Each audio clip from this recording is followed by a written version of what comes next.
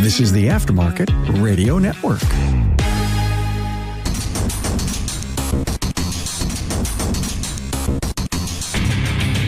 Welcome, everyone, to yet another episode of Diagnosing the Aftermarket A to Z. I'm Matt Fonslow, and tonight I get to welcome back a regular to the program, Margaret Light, who is a licensed marriage and family therapist and now an owner of her own business, Equilibrium Therapy Services. Welcome back and congratulations, Margaret. Thank you so much for coming. Oh, thanks for having me back, and thank you. It's super exciting. So before I let you know what we're talking about, let's get a word from our sponsor, Napa Autotech Training. Are you tired of searching for trained technicians? If so, let Napa Autotech help you build a technician with their Build-A-Tech program, kind of like Build-A-Bear. These 3-day courses cover one of 4 individual topics: brakes, electrical, steering and suspension, or HVAC through a combination of classroom lecture, hands-on, and utilizing training mock-ups. Visit napaautotech.com. I guess about what happened with my dad. Recorded an episode last week about it and just the 4 a.m. phone call. And the update is he is now out of the hospital. He's in assisted living. While he was at the hospital, I think what I left everybody with was he might have been out of the ICU and they were going to do an angiogram to try to figure out why did his heart stop. But the angiogram came back clean, so they could find no blockages. And really, I think the honest truth is they don't know. So they have to go with probabilities. And the probability then is he went into a tachycardia, probably ventricular. So the bottom of his heart started beating out of sync with the top of the heart, which I guess, without going down a rabbit hole of that, the bottom of the heart does a lot of the majority of the work. So if that went to tachycardia, it could have decided to just stop beating. And then almost unexplainable sequences of events leading up to and then following the cardiac arrest. He's in the ICU at Mayo Clinic in Rochester. And then even though he misses some benchmarks, for lack of a better word, recovers to the point of being able to be moved out of the ICU, spends about roughly a week in the hospital. They put in a ICD, which is basically his own defibrillator. So they monitor his heart. If it would go, I don't even want to say tachycardia, just even if it starts beating out of rhythm, if it goes arrhythmic, then it can edge him back into sinus rhythm. And if it needs to, really hammer him to defibrillator, get his heart going again. So he's in assisted living right now, recovering from that. So with that happening, and soon after it, the cardiac arrest and at the hospital and the stuff being kind of dark, you know what I mean? Maybe not full blown doom and gloom, but it was not happy. Happy he's alive, but then wondering what did that mean? What does that mean? And how this may go. And then well, I shouldn't say it. It isn't all that random. It's the end of the year and beginning of the new year. So 2024, there's a lot of stuff up on various streaming services, but mainly YouTube, right? Is when you catch the in memory of, and various outlets going through the year and all the celebrities and maybe politicians or whatever, but people that are known, celebrities across the board, one way or the other, going through all those. And it's really sad. It's shocking. And then after that, I got a link to a video by Anderson Cooper doing a segment for, I think it was CBS Sunday Morning, about dealing with grief. And his grief, his mother was Gloria Vanderbilt, and a brother that committed suicide, a father that died while he was very young, and him running away from his grief. And I'm watching this thinking, like, however many steps there are to grief, I might have started it, but I got to pull the eject cord. Like, I got out of it, but a lot of people don't. And I would have been heading down that road knowing that there's a process I'm going to go through whether I want to or not, and not really understanding it. And then almost like survivor's guilt, maybe a bad analogy, but like a survivor's guilt for people I know who have lost their, or people close to them. It wouldn't have to be a parent, anyone really close to them, and maybe feeling bad, but really not knowing how to help them or to be a good support system for them, if need be. So now that I've talked for the first half of the episode, I will turn it over to you because I just dumped a whole bunch of stuff on you. So I think the first thing I think about is when we think about grief, there's this question of what is it? Traditionally, when we hear the word grief, we think about the death of a loved one, right? Friend, family member, etc. But in the broadest sense, grief is our reaction to a loss. And actually, that loss can be any number of things. It can be the death of a friend or a family member, but it can also be the loss of a relationship, the loss of a job. It can have to do with, this is horrible, but if a parent has a child that goes missing or is abducted, there's a lot of grief there. There can be grief and loss around changes in health status. So it's actually not uncommon for events like this, even though you wouldn't be grieving the loss of a parent, to grieve the loss of maybe a change in how you see your dad or how you think about his health, or even for him as he recovers to experience some grief around what does this mean for him and what does it mean for sort of his aging or for any of your family members. So grief is actually this really broad concept that then it's helpful to be specific about what type of grief are we talking about, or what kind of loss are we talking about? Because we even classify loss into kind of our stereotypical loss, which is the death of a family member that's maybe expected, or when someone's elderly, and then the whole spectrum of there into ambiguous loss, a little more complicated and has to do with emotions and people who are physically present but not emotionally present, or people who are no longer physically present but are still emotionally really much on someone's mind. But then there's also other types of grief. And so sometimes what we're dealing with is complicated grief for people, which is with normal grief, we expect it to be really painful early on. And then over the course of time, that gets less heavy. It starts to switch and change. People readjust to life. They're able to move forward in some thoughtful ways. Maybe that grief flares up around certain anniversaries or events or holidays. But for the most part, they're able to integrate that experience and move forward. Complicated grief is when people actually get stuck in it and it gets worse over time, or they just get frozen. Is there comfort in staying in that? What loss I've had, there's a little bit of just feeling bad about maybe not feeling as bad about it as I used to. Like it used to bother me this much. And then after a few years, I never forget, but it's just not as much of a weight as it felt like before. And then feeling bad about that, do some people throw it in reverse and back up to get back into that, feeling that weight again, or that pain, emotion, stress?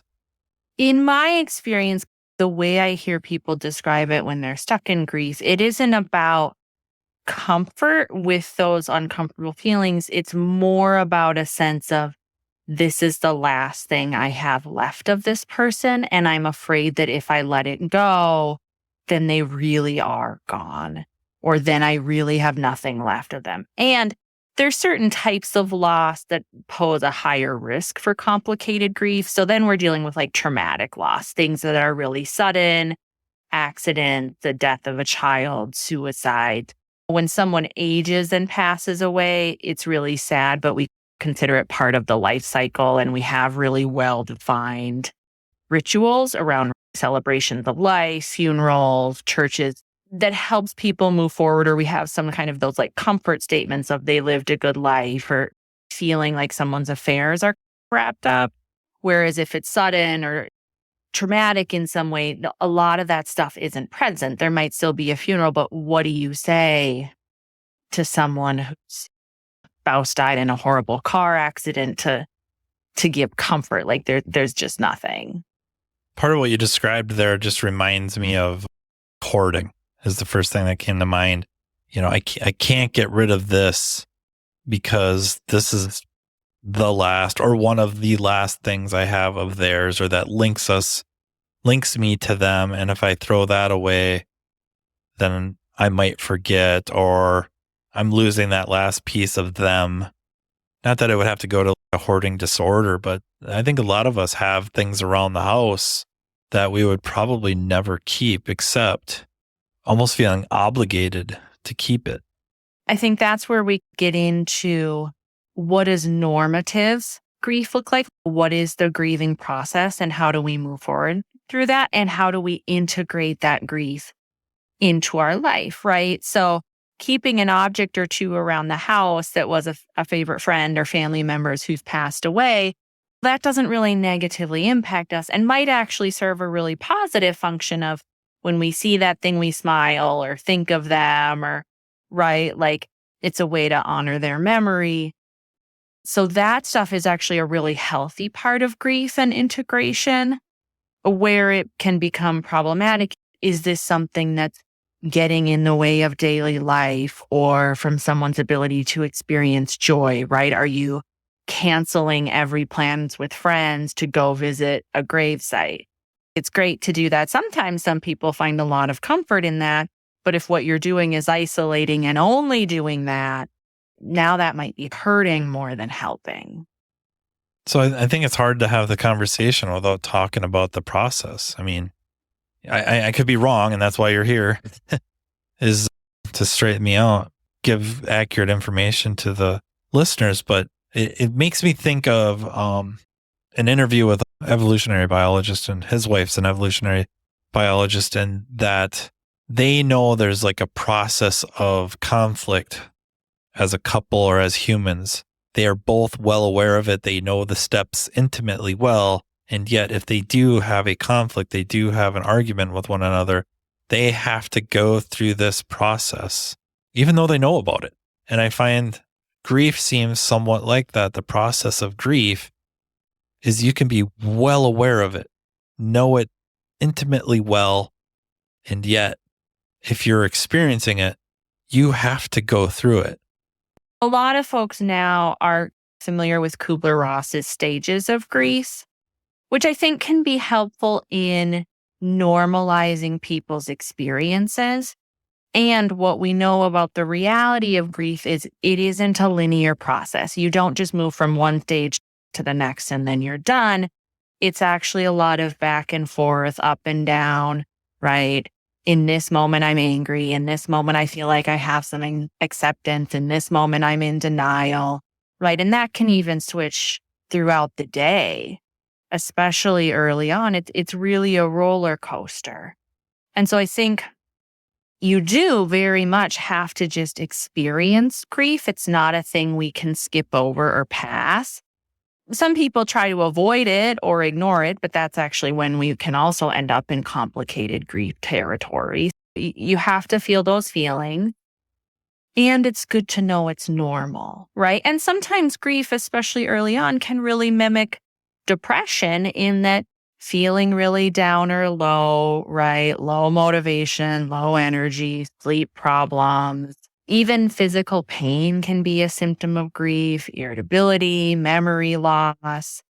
Spiritually, there can be a lot of changes for people. Some people feel closer to whatever their spiritual beliefs are. Some people feel farther away and have a lot of questions about it, feelings of shock, and just riding that roller coaster through it, knowing that it's normal and knowing that it's not going to stay as intense as it is right in that moment forever. I think that perspective piece is really important because a lot of times when people are grieving, it can be scary, especially if it's a more intense emotional experience for them than they're used to. There can be a lot of fear around, why do I feel this way? Why are my moods changing so rapidly? When is it going to pass? What if I'm overwhelmed by it? And even that can make folks a little anxious.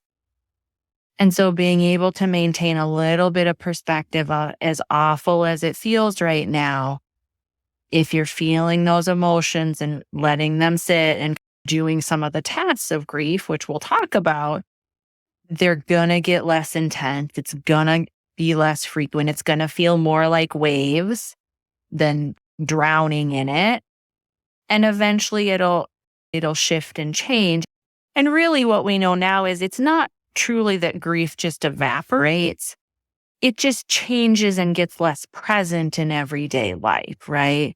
I mentioned earlier, there are still times where it's going to flare up, right? Anniversaries, holidays, birthdays, things like that. But even that over time with some intentionality can shift and be less overwhelming and almost turn into a time for like fondness and recollection than really intensely feeling the lack of that person being physically present. Some friends that have passed, grandparents. Yeah, I know I miss them.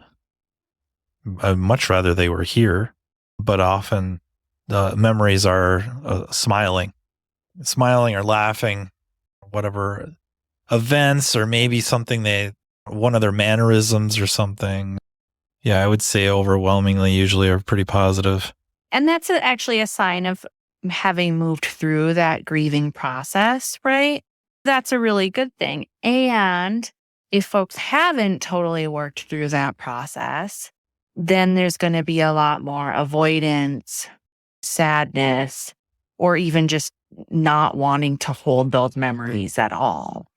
I would say I lucked out, though. I got a pretty good support system of family and friends, so not everybody is so lucky. And just thinking about, and something that I think we've talked about just in the past in general is the profession itself is primarily filled, I think, with personality types that would throw the shields up, throw the walls up right away. Leave me alone, I'll get through this. Maybe not actually saying that to anybody, but definitely sending out signals of back off, leave me alone, I got this. And then on the flip side, if those shields would go down, even for a moment, particularly at work, the people there, coworkers, colleagues, may not feel all that comfortable being the recipient of that, of having somebody open up about their grief or trying to open up about it or unwittingly opening up about it.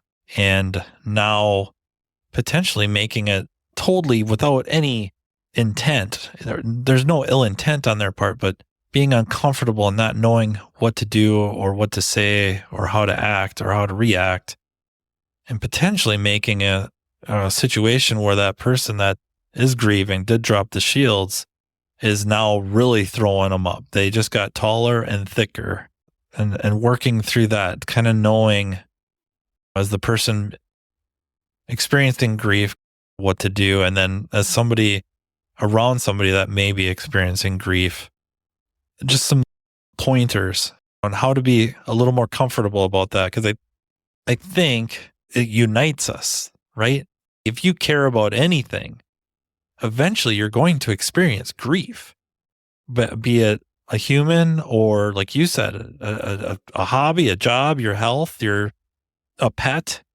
We're all going through that at some point. If you care or love something at all, it's probably going to go away, and now you are going to experience it. That should unite us all as human beings. Therefore, it makes sense to just have a little bit of an idea of what to do or what not to do. So yeah, you're 100% right. Loss is going to be an inevitable part of life. And anytime we have any type of attachment to whatever that thing is that we've lost, we're going to experience some grief, right? I will say, if we struggle to sit with our own grief or acknowledge our own vulnerability or difficult emotions, we're probably going to struggle to do that with other people as well. And like you said, then we're harming ourselves and other people, right? Because some of the ways people talk to themselves when they're experiencing grief in an effort to just make it go away, they'll literally berate themselves for feeling sad, or they'll say, I shouldn't be feeling sad. Of course you should. Like, that's a normal human emotion. And right? If that's what you're saying to yourself with your own grief, that impulse is going to come up with other people as well. It's two different questions there, right? How do we support ourselves when we're grieving, and how do we support someone else who's grieving? Let's start with supporting ourselves. The normal external stuff, and then there's the internal stuff, right? External stuff is going to be like continuing to take care of yourself, right? Create some type of routine if needed. Know that it's normal to feel low motivation and just to feel like you don't care, but then going through the steps anyways, right? Just knowing that, being patient with yourself. Usually we recommend postponing major life changes, right? If a family member dies and then within a week you're seeking a divorce, you probably want to pause on that, right? Don't make major decisions when you're grieving, just like they tell you after surgery, don't drive, don't make major decisions. Same idea with grief. Let that settle for a bit. Reaching out for support, right? Really thinking about who are my friends or family members who I know are reliable, who I'm confident are going to show up, or who have given some indicators that they're going to show up, right? Because usually before we're in the grieving process, we can evaluate people and know, yes, this is someone who's going to respond well to this probably. So being really intentional about seeking support early and often from people that you trust who are going to show up for you. Talking about it, journaling about it, acknowledging it within yourself, going for a walk, like whatever your thing is that gives you some space to just to get in touch with those emotions and know what they are is going to be helpful, because I think of it like a pressure cooker, right? Even labeling emotions to ourselves, you don't even have to do it out loud, helps step down the intensity of those emotions. It's not going to make them go away, but it's going to take off some of the pressure. And if we don't do that, it's going to build and build until we blow. And you may or may not be in a scenario where that's a good setting, or where you're around people who are even going to know how to respond to it. And then also really being intentional about thinking about ways to honor that loved one or that thing, whatever it is, right? Whether that's specific items, there's all sorts of keepsakes anymore, right? If someone's inheriting something, sometimes it can even be a little not so literal. So thinking about a thing that the two of you did together, going and doing that in their memory, or a food. I had a grandma, I cooked her lemon meringue pies. That was her thing, and I always made them for her. That's something I have really fond memories of. And so that's what I do. On the anniversary of her death is I make a single serving lemon meringue pie, and I think about grandma, and like, it's really good. But it's also really intentional, right? These things aren't just going to fall out of the sky and hit us. We really have to think about, how do I honor this person and keep them with me even though they're gone? So that's the how do we take care of ourselves, right? The other half of the question is, how do we support someone who's grieving? So some of that, especially early on in grief and depending on what the loss is, can be really practical help. So you're not going to make the grief go away, but if somebody's lost, say, a spouse, think about things like providing childcare, helping around the house, doing transportation, preparing food. If this person that they lost was part of their everyday lives, there are some practical things there that we can do to show up for someone so that they just have one less thing to think about. If that wasn't the role this person held, maybe those practical things aren't as helpful. Although in full reality, a few meals is going to make anybody's life better. There's that, right? And then we think about the acknowledgement piece of it. So that can be the kind of traditional flowers, card, right? Donating money to an organization that was really meant something to that person or would have a symbolic meaning to those who are left behind. That could be really useful. Even just naming it to that person and asking them how they're doing. I think sometimes people get this fear of, I don't want to ask, or I don't want to say it out loud, or I don't want to make them think about it if they're not. But when you're especially in those early stages of grief, you're thinking about it all the time, or could be. So like having someone ask you about it isn't going to make you think about it more. It's just going to give you permission to say how they're doing. Being available and being patient, right? And even just acknowledging when someone's grieving, there is quite literally nothing we can say to take away their grief. So the idea that like, how do I make it better? How do I fix it? The reality is you're not going to. Well, that goes against our grain. That's what we do, is we fix things. This is a hard sell, but you can't fix it. Unless you can bring people back from the dead and then prolong life indefinitely, you aren't going to fix it. I mean, I was going to start taking up that endeavor, but now I don't have to. But you could still go for the prolonging life indefinitely thing, though. It's a rough one. So you're not going to fix it. So even just acknowledging that within yourself of sometimes people go into these scenarios and they feel almost like a failure if they don't feel like the person is happy now by the end of the conversation. Let's just erase that to begin with, because that's making it about you. And this scenario isn't about you. It's about the person who's grieving. Looking to make yourself feel better by trying to make them feel better, or at least trick you into thinking they feel better because of something you did or said. And sometimes, I mean, can be one of those honesty is the best policy moments of, I know I can't fix this for you, but I want you to know I'm here for you, or whatever your language is.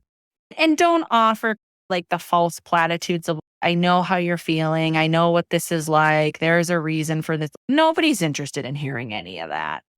I know so many people that's what they do. Is it starts out, I know exactly how you're feeling, or I've been there, or I know somebody that's been there and this happened. Or worse, it turns into a story about them and how their situation was worse than yours. Yeah, no suffering Olympics. That's not helpful.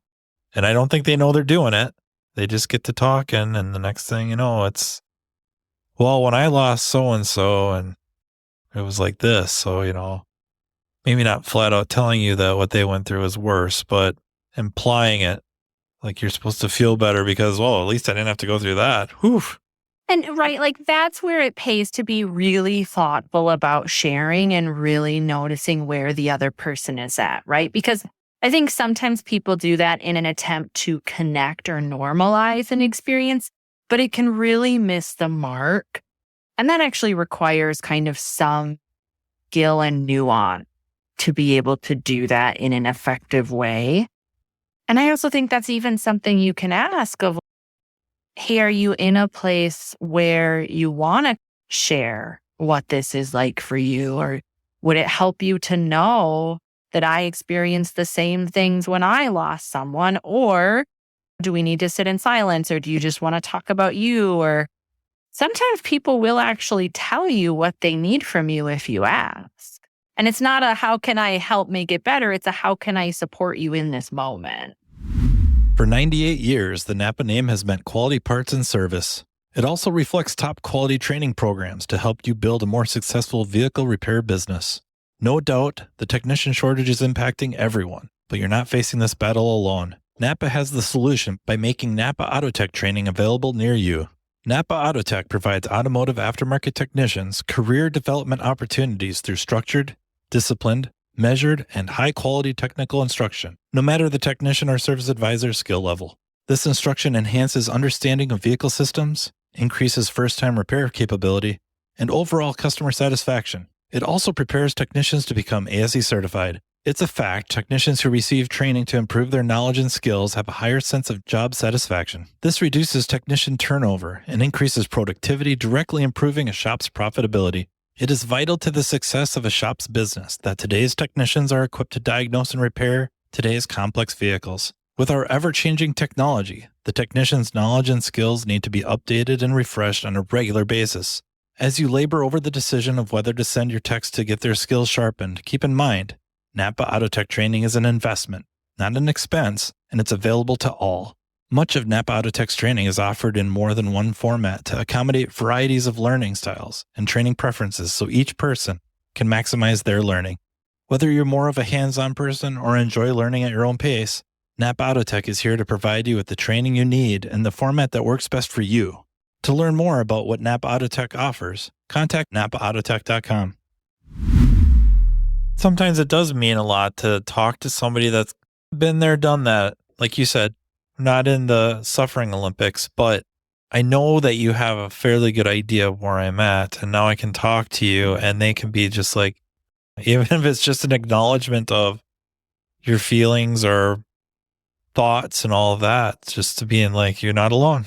I was there, or I didn't quite get there, but it's just something where, yeah, you just don't feel like you're the only person that's just not sure how they're going to keep going on.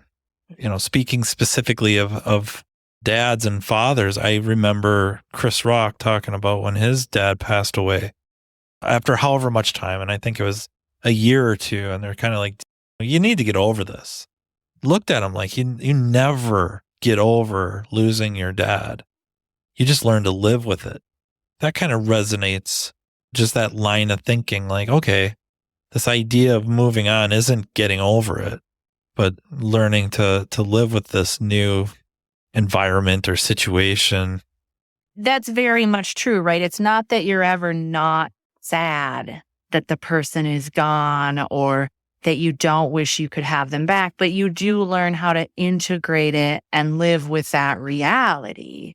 And part of this, I think, can get into how those deaths happen. Sometimes we talk about anticipatory grief, right? If someone has a long, prolonged illness where people have a chance to plan or prepare or grieve ahead of time, or where there's a lot of suffering, sometimes it almost feels like a relief or a blessing when that suffering is over because it's so awful and we don't want people we care about and love to suffer, versus something really sudden or shocking. And I will say, I don't actually know if there's any research behind this. This is just me talking anecdotally. But I do think for men, when it comes to their fathers, sometimes their dads can be really old. And it's literally never occurred to people that, like, hey, he could fail one day and pass away, because there's sort of still this like Superman image going on. And they almost don't see the changes that have been happening in this person for the past 50 years. And then it's almost like a shock in and of itself. Interesting you bring that up, because that's a discussion my brother and I have had. My brother lived in LA for, we'll just say 10 years. It could be longer. And then the last maybe 5 years, he's lived in Chicago. So he comes back intermittently, a couple times a year, maybe sees my parents 4-6 times a year, something of that nature. He sees changes.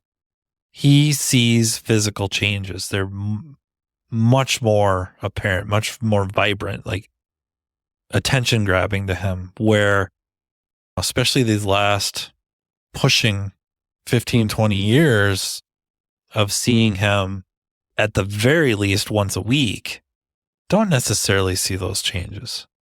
Sure, if I look at pictures, it's like, oh, wow.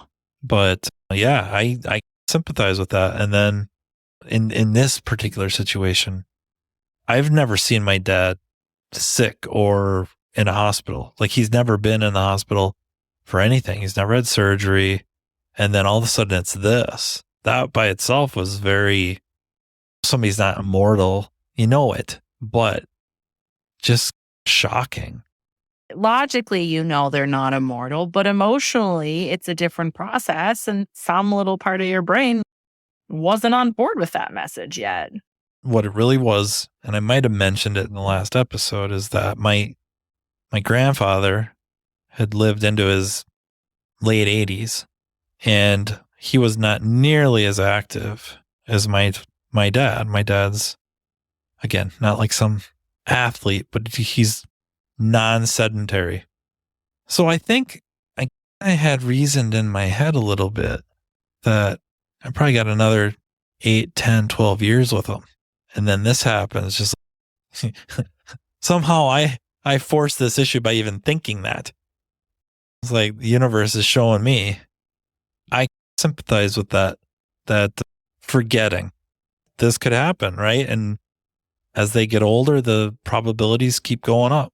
there can be something really scary about scenarios like this because we like to think that if we can influence and control the things we can, that then bad things won't happen, right? If we stay relatively active, if we eat relatively well, if we do all the kind of health things and don't have major health concerns, we're just going to like age well and it's going to go well. And we're not going to be that story where some random thing happens that's unexplainable.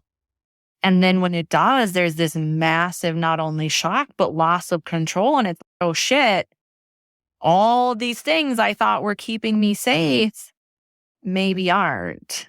And so that's a loss in and of itself of kind of that loss of safety or of control or A plus B equals C, except when it doesn't.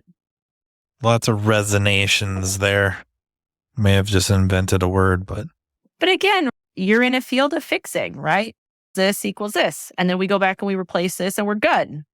And then if that doesn't fix it, we dig and dig until we figure it out. And human bodies don't always work like that. Especially like mentally, emotionally, stuff like that. It can really fall apart really fast. And then you're frustrated because it didn't work. And not just frustrated with the person, but also yourself and thinking about, oh, how dare I think I could have fixed this? What were you thinking? Or coulda, shoulda, woulda. Maybe if I'd have did this, said that, they would have understood better. And then the behavior would have changed. I screwed up. If I'd have phrased that better, if I wouldn't have brought this up and brought that up instead, and spaghetti. Or even how could I not have seen it, right? So your brother sees these changes really apparently. And some of that does have to do with time and distance, totally. And how often are we really and truly present when we're with another person and not on some degree of autopilot, right? How often are we really looking at them and reading like, how are they moving? What is that facial expression? Oh, look at that, right? Can I notice the shape? Can I notice how I feel when I'm with him? I think most of the time we're not doing that. Not doing it and not capable without concerted effort. Oh, it takes a ton of intentional effort. Yeah, it's a skill we have to develop. Yeah, this could spiral into a discussion about attention. But grieving requires attention. Oh, definitely. Just like you said, to fake it till you make it a little bit with the going through the motions, especially like self-care.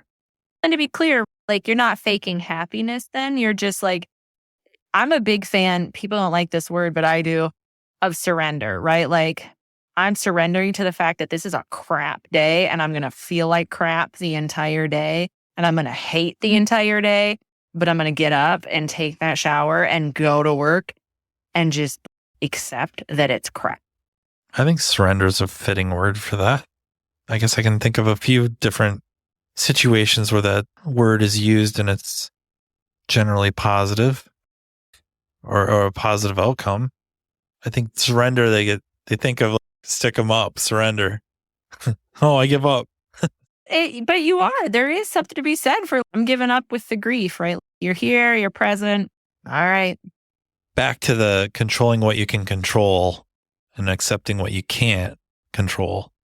That surrender falls into that more so than just totally giving up. I'm out. Okay. That's very reasonable. And it's cutting yourself some slack too. Like speaking specifically of grief, that you should cut yourself a little slack and experience it. You're going to have to experience it because if you don't and you're going to try to avoid it or dampen it, the means of which you're going to do it it just opens up a whole nother can of worms, right? We're talking about substance use, maybe substance use disorder, so many other things. I guess we don't need the grocery list of different things to try to avoid or minimize pain or suffering, but usually the answer to getting through it better or in the most positive of fashions is to embrace the suck, to accept that this does hurt. This hurts bad. And the reason is because I cared so much. I felt this strongly about it. whatever. I loved that dog. Now they're gone. Okay, well, it sucks. Maybe I'm never going to get another dog. Maybe. But if you just cut yourself a little slack and understand that you had this connection with this dog or this person or this activity, you can't downhill ski anymore. That would suck. You can't do that anymore because of injuries or age or whatever. Cut yourself some slack. You used to love to do that. Why shouldn't it suck? Who shrugs their shoulders and goes, that was that time, now it's something else. Guess I should be over it now. It's not helpful and it's not how it works, but people do that. And when we talk about what can we do for ourselves and for other people with grief, that's cut yourself some slack, give yourself some grace, and do that for other people, right? If you know someone's grieving, it's a decent time to walk back the expectations a little bit, right? I can see you're having a hard time. You know what? I've got this. Don't worry about it. I'm not going to take that personally. If you're off, I'm going to let it go. I'll check in, but I'm not going to act like it's the end of the world. If you're an employer, maybe we're not worried about how productive that person is for a little bit, because really, if they're still showing up, maybe that's good enough. When might there be red flags in that work has become the means to avoid? Some people, when they're grieving, throw themselves into their work as it becomes a distraction or a means to try to cope. I hate to use words like responsibility because I don't think I mean that at all. But if you are aware and you're watching your people and one of them is going through something that they're experiencing grief, they're throwing themselves into their work. How would you even approach that? Like I can see it for the family to take them aside and bring it up. But if you're on the other end of it, you're the employer, the manager, a coworker even, you'd think they'd be grieving a little bit differently, but they are just, ultra focused on work. Is that a healthy way of coping? Or can it be? Or when do the red flags go up and you find yourself as a colleague, as a leader, pulling them aside and saying, I appreciate what you're doing, but I don't know that this is a good long-term solution for you. And I don't know, that's probably a horrible way to word it, except I appreciate what you're doing. Definitely after a loss, if you notice a major change, and in all reality, whether it's work or anything else, anything can be used as a distraction or an avoidance technique, right? But sometimes it's really measurable with work, right? Okay, previously you were working 40 hours a week. Now I've watched you work 60 for 3 weeks. Yep, that's a flag. Or maybe it's not even that extreme. Maybe it's 45, maybe it's 50. Maybe you've been late even. And then you're saying 3 hours later, right? Some of that's really measurable and obvious. I do think that's where sometimes some self-disclosure can be helpful for some normalizing. So pulling someone aside and saying, and this should be real, don't make it up if it's not. But right, that's where if you have some experience with that of, hey, when so-and-so passed away, all I wanted to do was work. I just didn't want to think about it. And I'm worried that might be happening with you. But then it's not shaming because you've just said, hey, I did it too. And it gives them permission to own it if that's what's happening and if they're willing to. Other red flags would be, obviously, if there's any thoughts of self-harm or suicide, those would be red flags. Verbalizations around wishing you had died with that person or instead of the other person. Sometimes instead of the other person, we hear that depending on the type of loss, but even that's a bit of a flag. I'd say emotional lability to the point where it's interrupting daily life, right? They're sort of like the roller coaster of changes in mood that people still have control over for the most part. But if it's like explosions, screaming, swearing, cussing people out, and that's really unusual for that person, that would be concerning. Not getting out of bed for days. Most people after grief, they take some bereavement leave, so that's normal. But if you have a really rock solid employee and someone passes away and then you literally hear nothing for 4 days, they don't even call in, I would be worried. The explosions and cussing people out, we have a term for that in auto repair called flat rate technician. So yeah, that's a normal. larger problem if that's normal. And there's actually a spectrum of that of, hey, I'm cussing at this car because of this identifiable stressor. I still don't approve of that behavior, but okay, fine, I can play ball with that. But then if they're doing it to a customer, that would be concerning. Oh yeah, usually it's cars and service advisors. They're the ones on the receiving end. So, but I think that's normal. Generally accepted normal in our profession. We'll go with generally accepted. I don't know if I'd call it, it's normal in that it happens and it's typical. I wouldn't call that normative behavior in any other profession. But even that, right? Okay, let's say that's generally accepted and then someone is just silent for days. I'd be worried. A little bit of a tweak like that would be normal and we'd be like, okay, yeah, we'll just give some grace. But major personality shifts, I'd be asking a question. Hey, how are you? I've noticed this.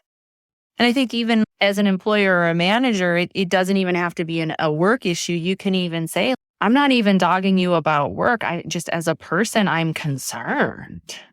I was just going to say that. Yeah, if you're coming over genuinely out of concern for this person, either as a human, as a coworker, as a member of your team, you're not worried about the machine right now of the shop or the business.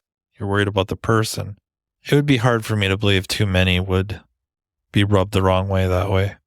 Yeah, if you're coming from a place of genuine concern, I'm sure somebody out there would turn around and cuss you out and scream and holler. But for the most part, I think most people like to know that people do give a rip about them.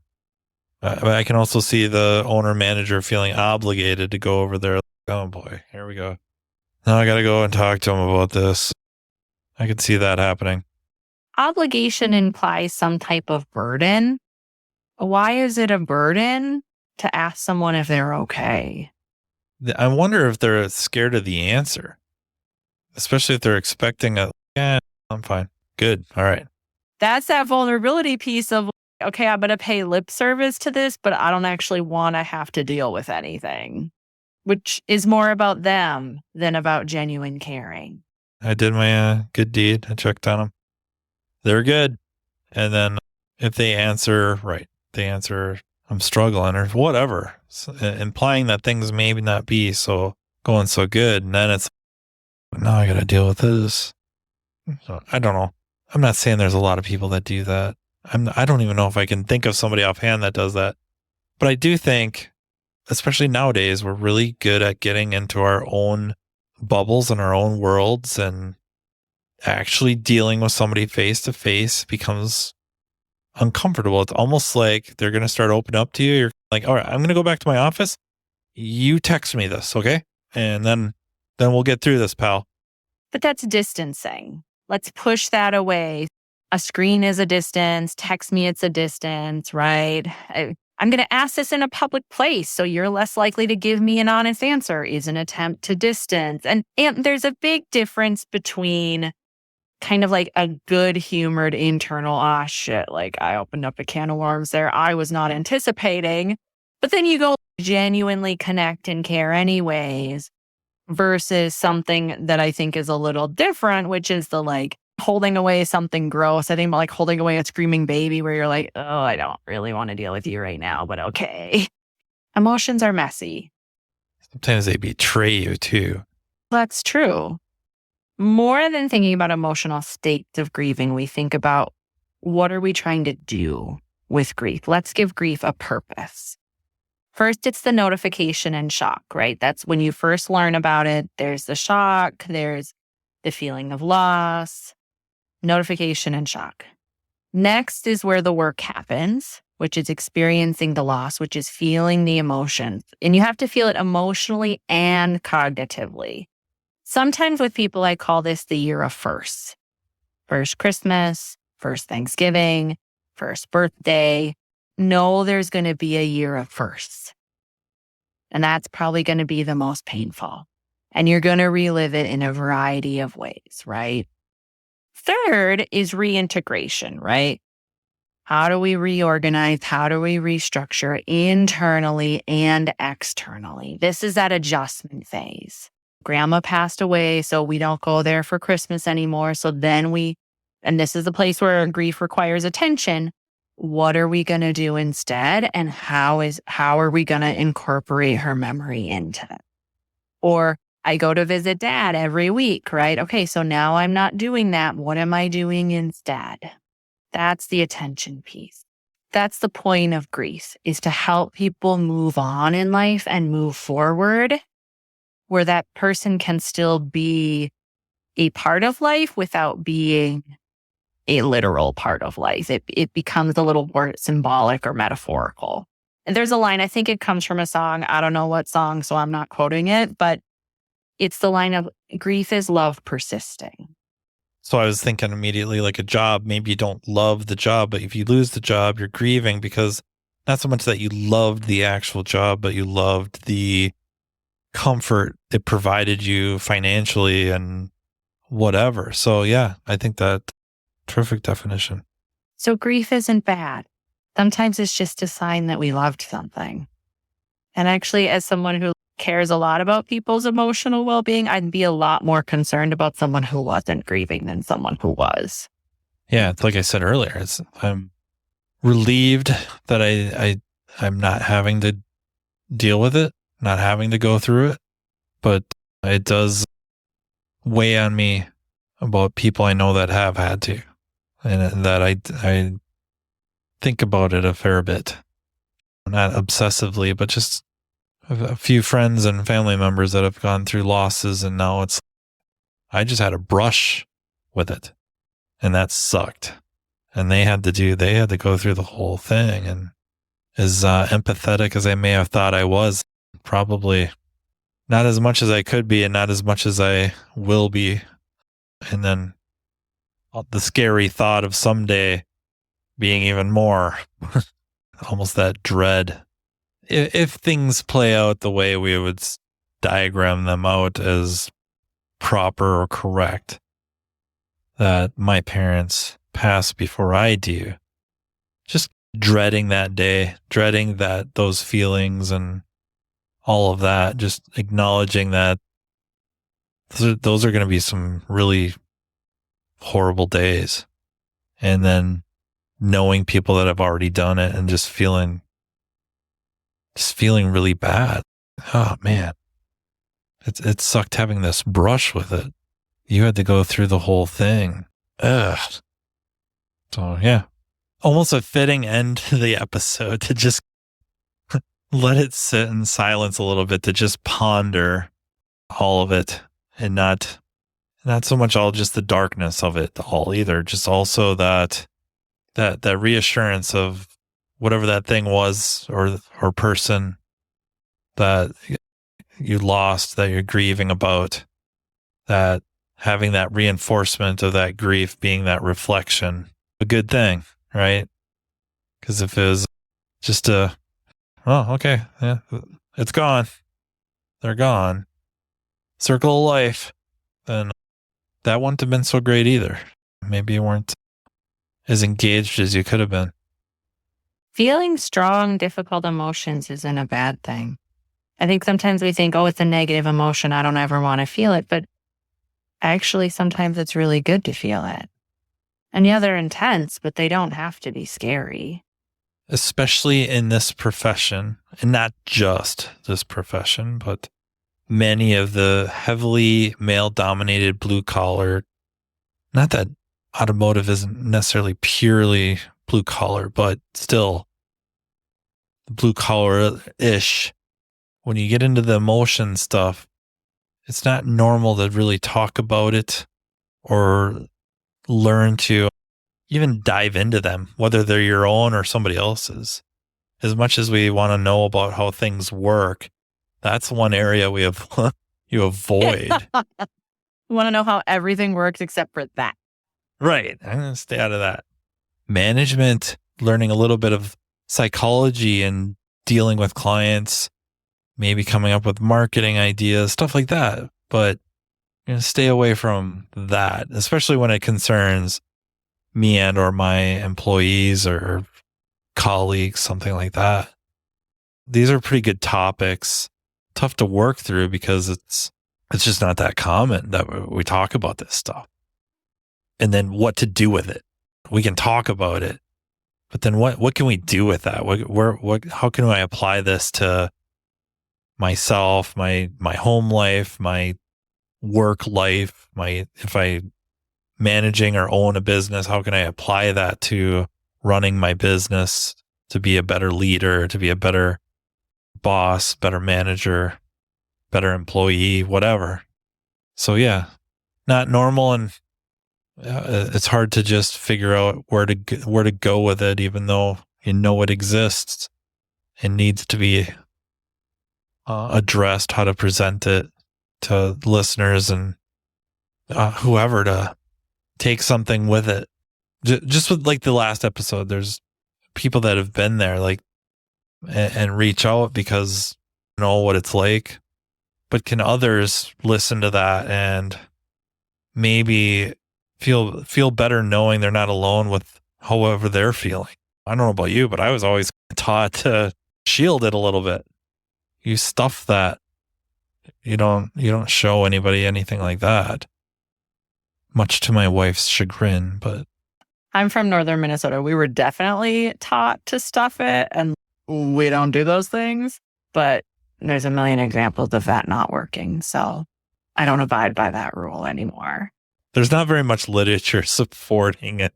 That's the thing, right? When we actually look at emotional intelligence, every bit of research we have says people get happier, they live longer, they form more meaningful connections, they have more mental toughness and flexibility and resiliency. They're better able to think logically, they're better able to face adversity. Outside of the actual feeling it portion, there's really no downside. And even the feeling it portion, that's what gives life some vibrancy. That's living in color. Otherwise, you're just living in black and white, which feels a bit flat. That is a really terrific way to tie up this episode.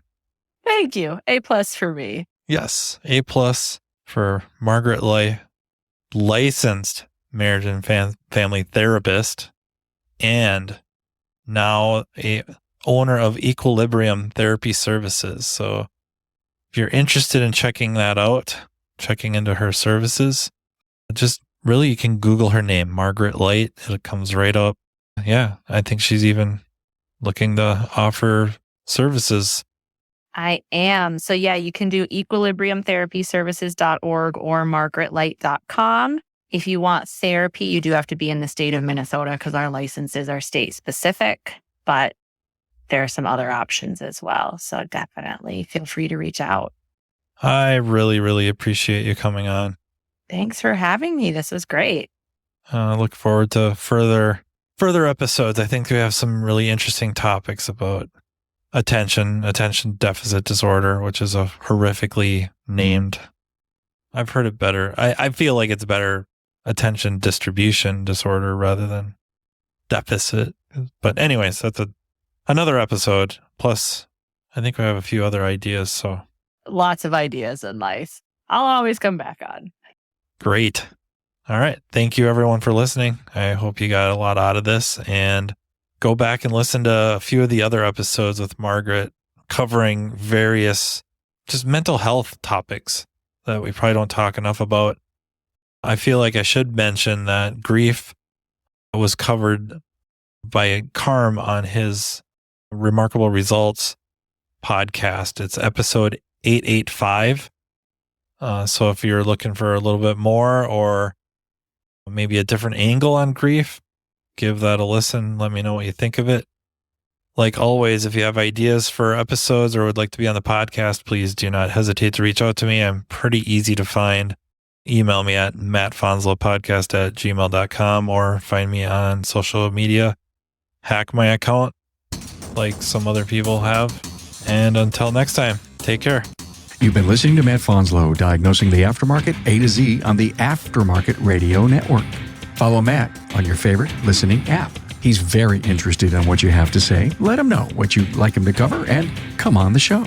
Matt is all for advancing the aftermarket. Find Matt Fanslow on social media and connect or on aftermarketradionetwork.com.